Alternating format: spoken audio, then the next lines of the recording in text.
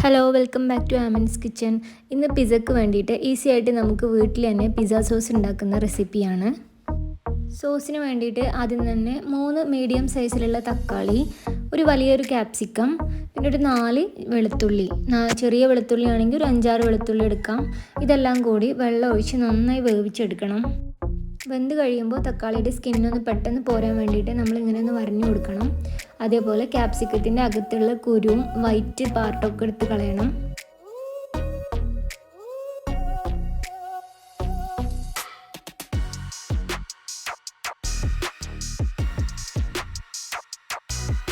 വേവാൻ ആവശ്യമായിട്ടുള്ള വെള്ളം ചേർത്ത് ഒരു 20 മിനിറ്റ് നന്നായി കുക്ക് ചെയ്തെടുക്കണം.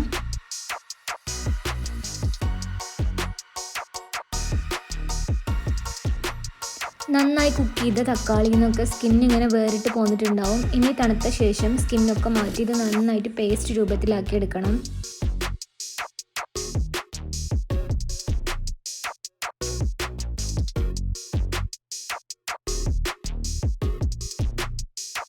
അടുത്തതായി ഒരു പാന് ചൂടാക്കി അതിലേക്ക് 2 ടേബിൾ സ്പൂൺ സൺഫ്ലവർ ഓയിൽ ചേർക്കുക.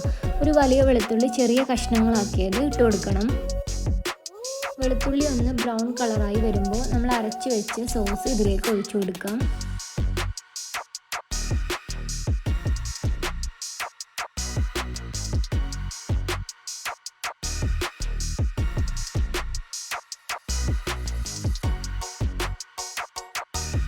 തീ ഒരു മീഡിയം ഫ്ലെയിമിലിട്ട് സോസ് നന്നായി കുറുക്കിയെടുക്കണം.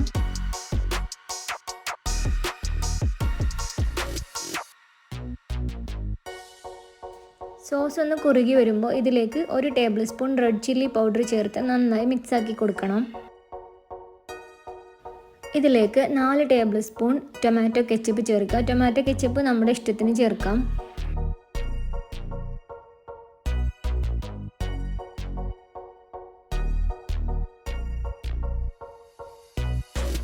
ഇതിലേക്ക് 1 ടേബിൾ സ്പൂൺ പഞ്ചസാര ചേർത്ത് കൊടുക്കാം.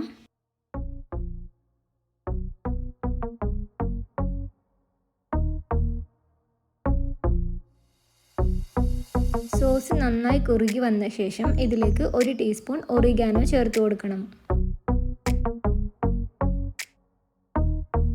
പിസ്സ സോസ് നല്ല റെഡ് കളറിൽ വരാൻ വേണ്ടിയിട്ട് അല്പം ഫുഡ് കളറോ അല്ലെങ്കിൽ നമ്മുടെ കാശ്മീരി ചില്ലി പൗഡറോ ചേർത്ത് കൊടുക്കാം. അത് ഓപ്ഷണലാണ്, വേണമെന്നുള്ളവർ മാത്രം ചേർത്ത് കൊടുത്താൽ മതി.